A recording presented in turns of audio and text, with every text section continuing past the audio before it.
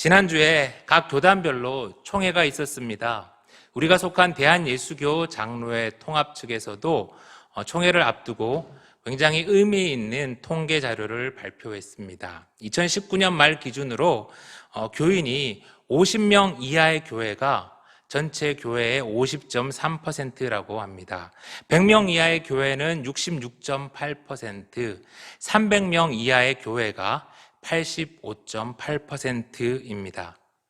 보통 300명 정도의 교회를 이제 건강한 사이즈로 보는데요.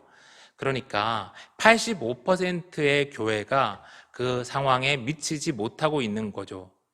대신에 우리 통합교단에만 1만 명 이상의 교회가 21개가 있는데 이 21개의 교회가 전체 교인의 21%가 속해 있다고 합니다. 이 땅에 복음이 들어오고 교회가 세워진 뒤에 시간이 갈수록 부익부, 빈익빈 현상이 커지고 있는 것이 지금 한국 교회의 현실입니다.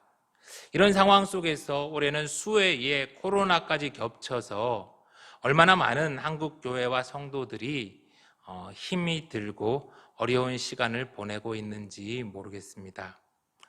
어느 목사와 어느 성도들이 자신의 교회를 위해서 눈물로 기도하지 않고 있겠습니까마는 그럼에도 많은 사람들은 더욱 빠른 속도로 교회가 문을 닫을 것으로 예상하고 있어요. 아니, 이미 수많은 교회가 문을 닫고 있는 것이 현실입니다. 그런데 하나님은 왜 이런 현실 가운데에 침묵하고 계시는 걸까요? 하나님은 왜 아무 말씀이 없는 것 같을까요?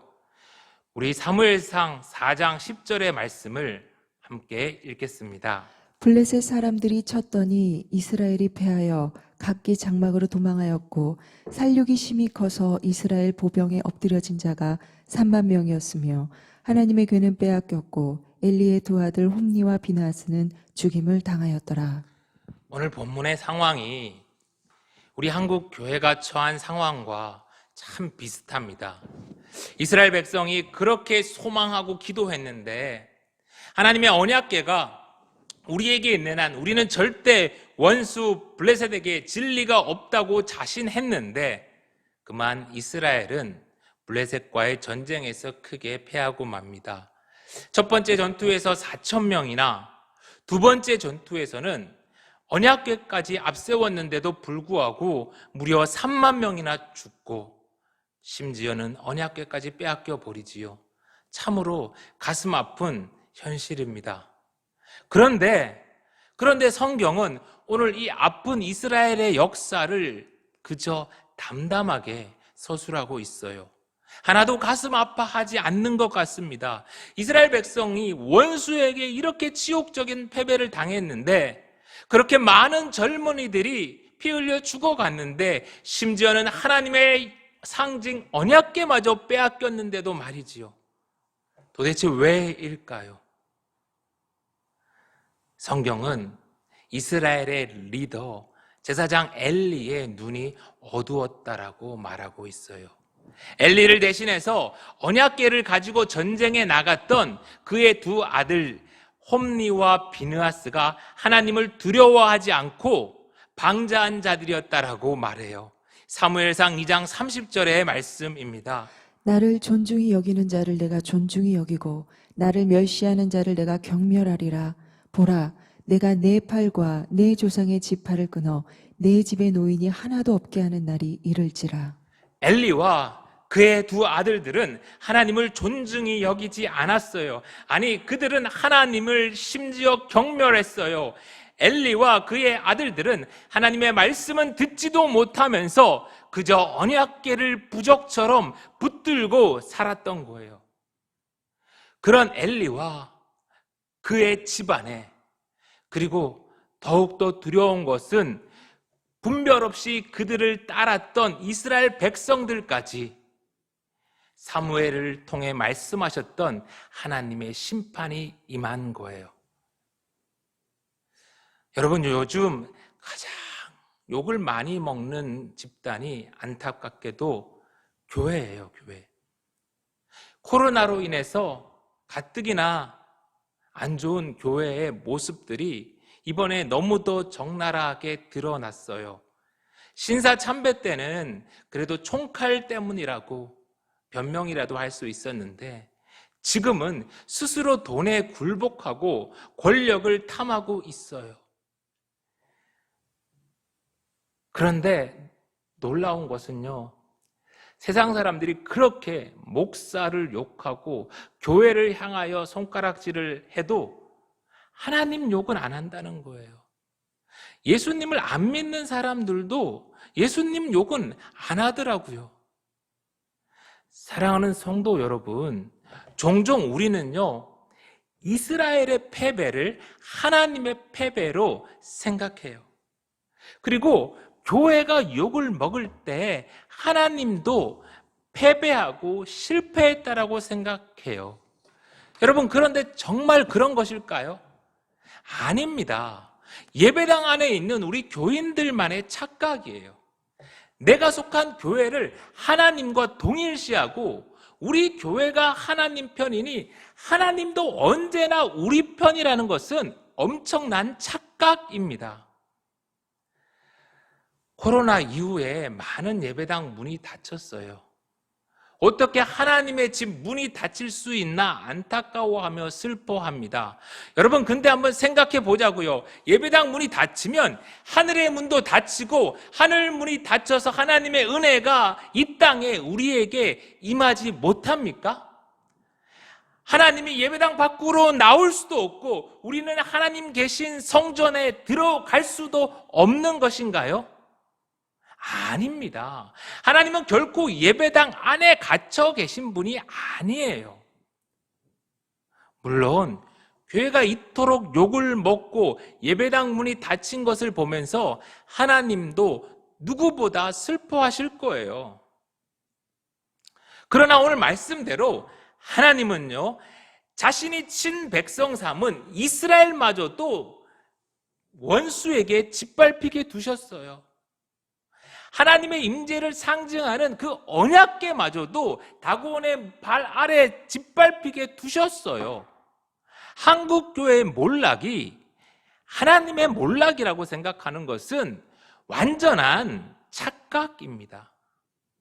여러분, 성경을 보세요. 2000년 교회 역사를 한번 돌아보세요.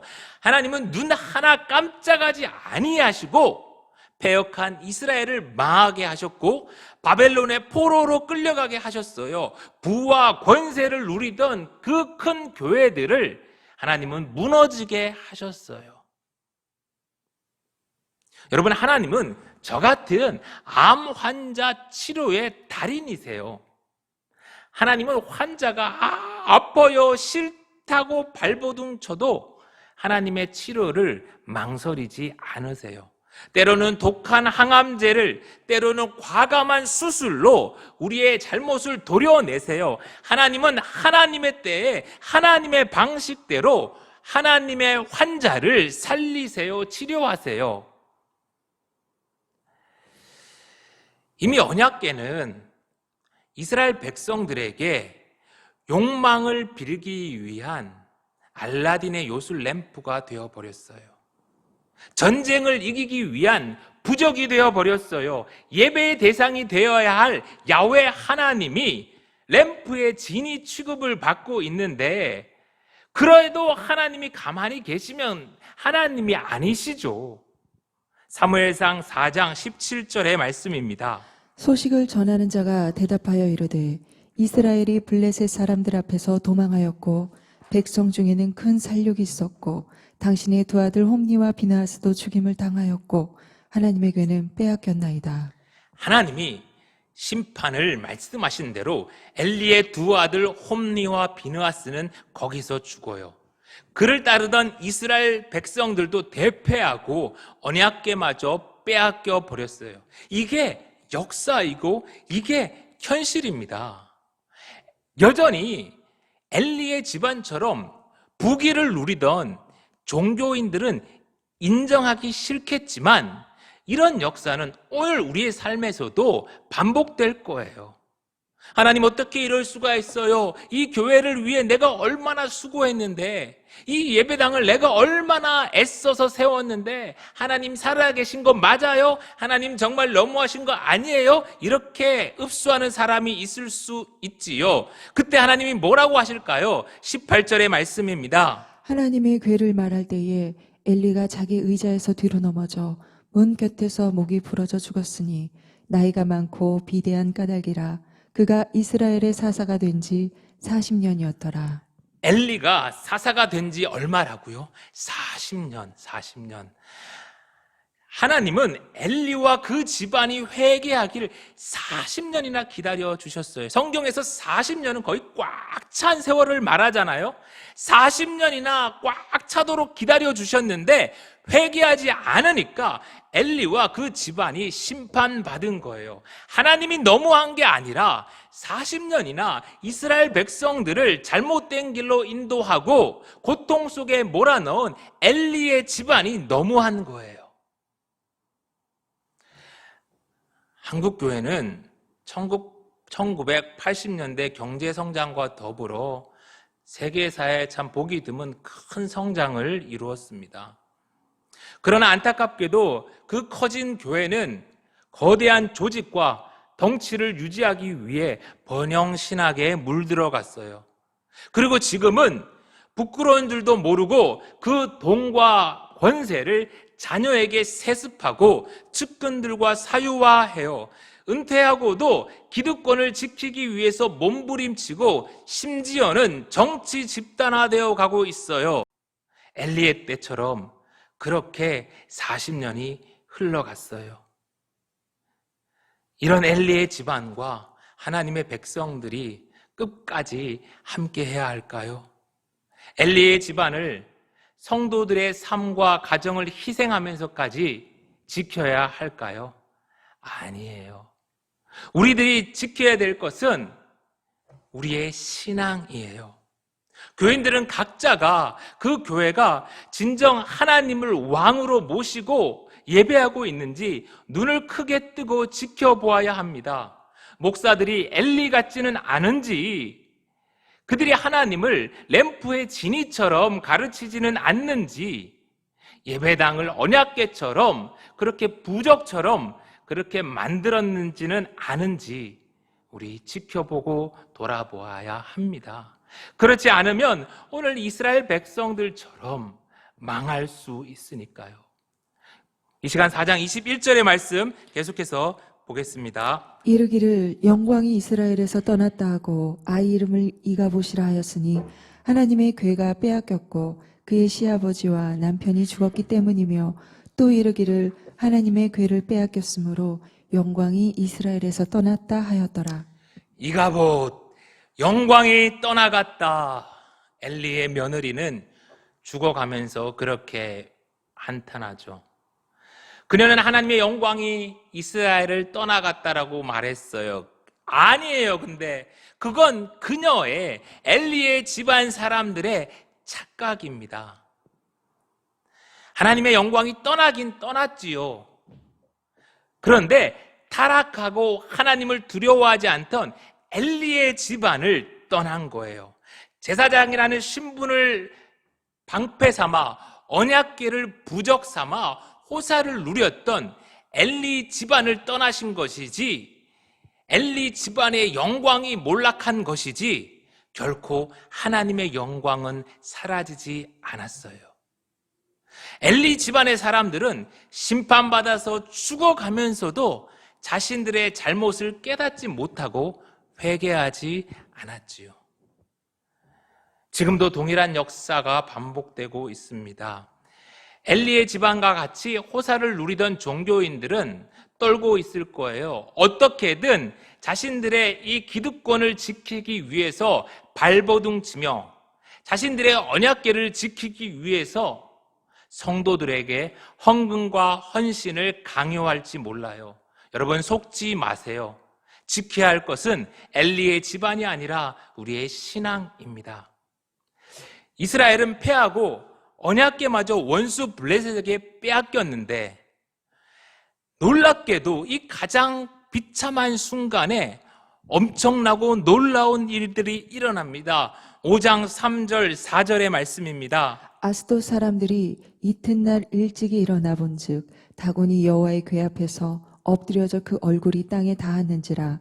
그들이 다곤을 일으켜 다시 그 자리에 세웠더니 그 이튿날 아침에 그들이 일찍이 일어나 본즉 다곤이 여호와의 궤 앞에서 또다시 엎드려져 얼굴이 땅에 닿았고 그 머리와 두 손목은 끊어져 문지방에 있고 다곤의 몸뚱이만 남았더라. 여러분, 다곤은요, 상반신은 사람, 하반신은 물고기 형태를 갖고 있는 블레셋의 우상, 신이었어요. 블레셋 사람들은 그들이 삼손을 잡아서 삼손의 눈을 뽑아 이렇게 그들의 포로로 만들 수 있도록 한 게 다 다곤신 덕분이라고 생각했어요.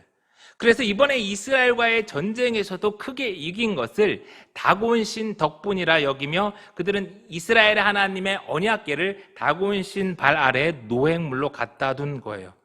그런데 이 치욕적인 순간 하나님이 홀로 블레셋의 다곤 신전을 쑥대밭으로 만들어 버립니다.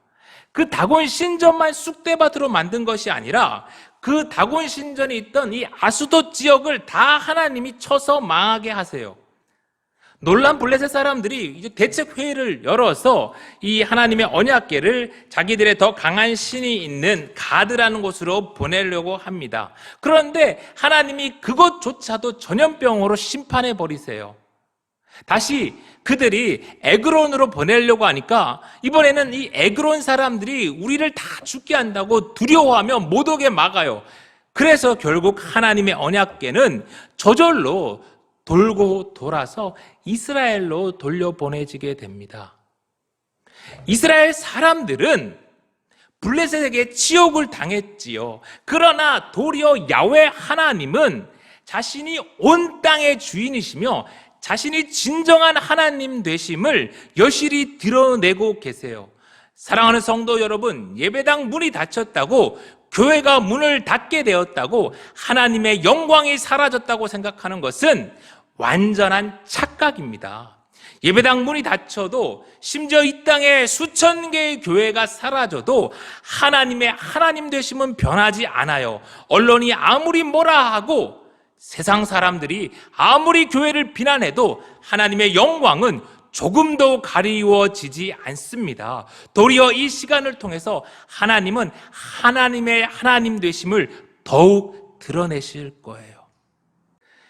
하나님의 백성들이 타락해서 하나님의 백성답지 못하면 하나님은 돌들이라도 일으켜서 하나님의 일을 하십니다.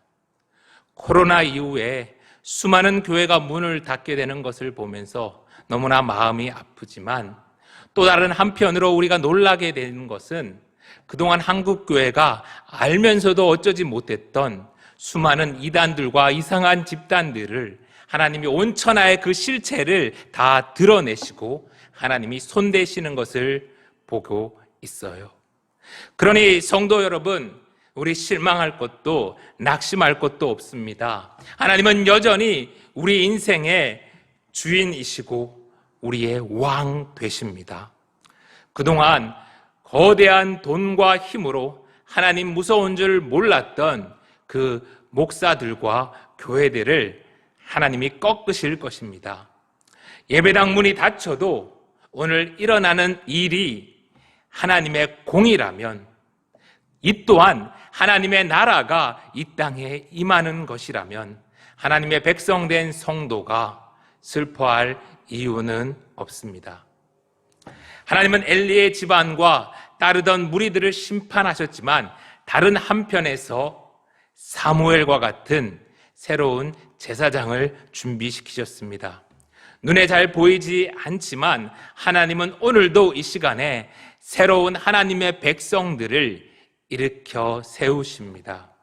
이 캄캄한 시대에 우리 예수생명교회도 하나님이 준비한 사무엘과 같이 그렇게 쓰임받을 수 있는 교회가 되기를 간절히 소망합니다. 그럼에도 우리가 살다 보면 우리 인생이 다곤 신전에 이렇게 처박힌 언약궤처럼 초라하게 느껴질 때가 있습니다.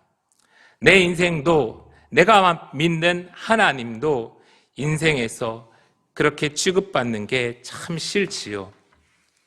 그러나 여러분, 다곤 신전의 언약궤 같이, 아니 그보다 더 비참하게 보이는 하나님의 모습이 무엇입니까? 바로 십자가에 달려 죽으신 예수 그리스도입니다. 우리가 바라보아야 할 하나님의 모습은 바로 십자가에 달리신 예수님입니다. 우리가 따라야 할 길은 세상 영광의 길이 아니라 십자가의 길입니다. 세상에서 권세도 누리고 영광도 얻으면 참 좋죠. 그리고도 하늘 영광 다 받을 수 있으면 얼마나 좋겠습니까? 만약에 그게 가능했다면 예수님이 십자가에 죽으시지 않고 그 길을 가셨겠지요. 로마를 쓸어버리고 새로운 제국을 건설하여서 그곳에서 왕 노릇 하셨을 겁니다. 그런데 그럴 수 없으니까 예수님은 십자가에서 죽으셨어요. 십자가, 그 길밖에 없으니까, 그 방법밖에 없으니까요. 세상 사람들은 이런 예수님의 길을 미련하다고 하지요. 예수님을 닮아가려는 성도들을 어리석다고 하지요. 그렇지만 성도는 이 길을 따라야 합니다. 십자가의 도가 멸망하는 자들에게는 미련한 것이요, 구원을 받는 우리에게는 하나님의 능력이 됨이라. 사랑하는 성도 여러분, 잠시 이 땅에서 부귀 영화를 누리다가 목이 부러져 죽는 엘리를 부러워하지 맙시다. 힘들지만, 때로는 눈물이 나지만 우리 짧은 인생 예수님처럼 살다가 갑시다. 우리 삶에서 우리 때에 어쩌면 완성될 하나님 나라를 다 못 볼 수도 있어요. 그러나 이미 그 길을 걸어가신 수많은 믿음의 선배들처럼 한 걸음 한 걸음 우리도 예수님 따라서 그 길을 걸어가다 보면 적어도 우리가 간 그 길만큼은 하나님의 나라가 임할 거예요. 그리고 그 길의 끝에서 주께서 영광으로 우리를 맞이해 주실 것입니다. 어려운 때이지만 우리 믿음의 주요 온전케 하시는 이인 예수만 바라보고 예수만 붙들고 오늘도 성도의 길, 십자가의 길을 한 발짝 더 걸어갈 수 있는 저와 여러분 되길 간절히 소원합니다. 기도하겠습니다.